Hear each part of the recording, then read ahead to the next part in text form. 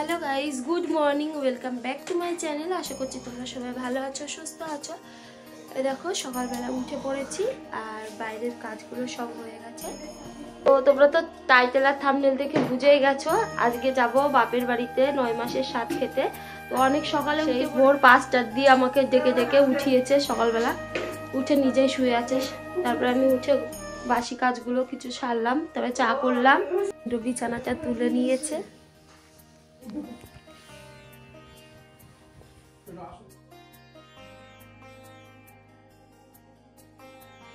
তো এই যে আমি রেডি হয়ে নিয়েছি, উপর সোয়েটার পরেছি আর এখানে চাদর আছে, চাদরটাও নিয়ে নেব। তো ঘর এরকম অগোছালো রয়েছে, সকালে আর গোছানোর টাইম নেই। কি গো, রেডি হও, তাড়াতাড়ি রেডি হও। তা এই যে শাড়িটা পরেছি, কেমন লাগছে অবশ্যই কমেন্ট করে জানিও। তো টোটোওয়ালা ফোন করেছিল, 10 মিনিট পরে আসতে বলেছি।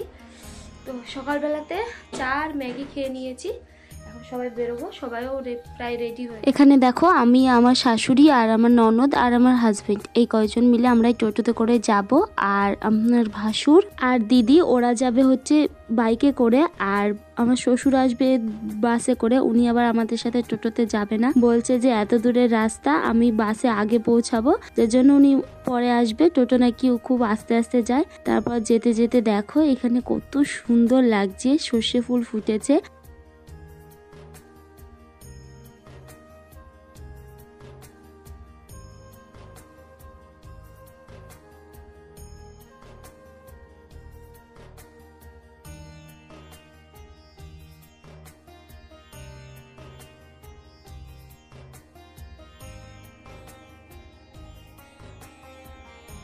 আমরা বাড়ির থেকে জানো তো ভেবে এসেছিলাম যে খেজুরের রস খাবো। এই কৃষ্ণনগর থেকে বেরিয়ে এই রাস্তার এইখানে খেজুরের রস পাওয়া যায়, তবে আমাদের আসতে অনেকটাই বেলা হয়ে গেছিল।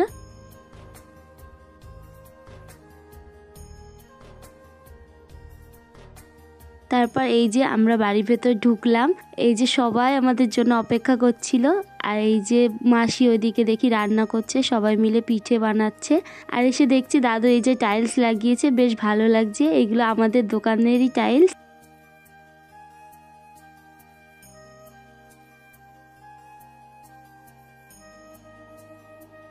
এরপরে স্বাদ খাওয়ার লগ্ন ছিল 2টোর মধ্যে, তো তার জন্য দেখো দিদি এদিকে সাজিয়ে দিচ্ছে। আর আমি এখন সকাল থেকে কিছু খাইনি তেমন, এই যে খেতে বসবো। এসে স্নান করে নিয়েছি রেডি হয়ে, এই যে দেখো আমার বরকে আর শাশুড়ি মাকে নমস্কার করে আমি এখন স্বাদ খেতে বসবো। তো আর কাউকে করলাম না, নিচু হয়ে বেশি করতে সবাই বারণ করছে।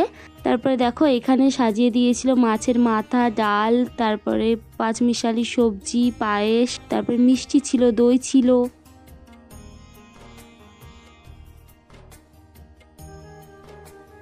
এখন আমাকে একে একে সবাই মিলে আশীর্বাদ করছে। প্রথমে তো আমার মাসি করছে, এটা হচ্ছে আমার বড় মাসি, আশীর্বাদ করে নি। আর এরপরে এটা হচ্ছে আমার মেজো মাসি, যে আমাকে এখন আশীর্বাদ করছে। এই মাসিটা ওই অনেক দিন পরে যে আসলো আমার স্বাদের সময়।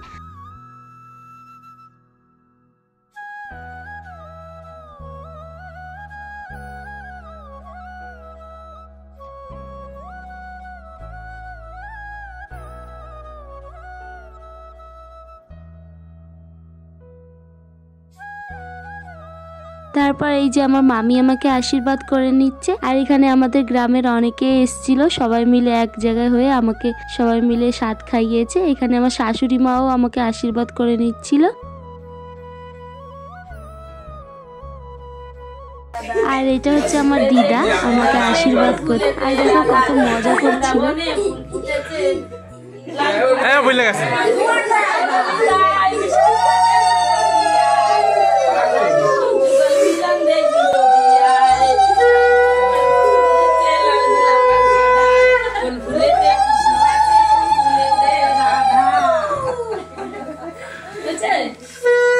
এরপর দেখো আমাকে একটা নিয়ম করতে হবে। এই নিয়মটা অনেকের মধ্যেই আছে, একটা ধামার নিচে পুতো আর একটা ধামার নিচে তো প্রদীপ লুকানো থাকে। তো তুমি যেইটা উঁচু করবে আর কি সবাই ভাবে সেটাই হবে। তো দেখো তোমরাই দেখে নাও আমি কি উঁচু করেছিলাম। তবে আমার 7 মাসের স্বাদে আমি প্রদীপ উঁচু করেছিলাম আর এখন পুতো উঁচু করেছি। সবাই অনেক আনন্দ করছে, দেখো আমার দিদা বেশি আনন্দ করছে।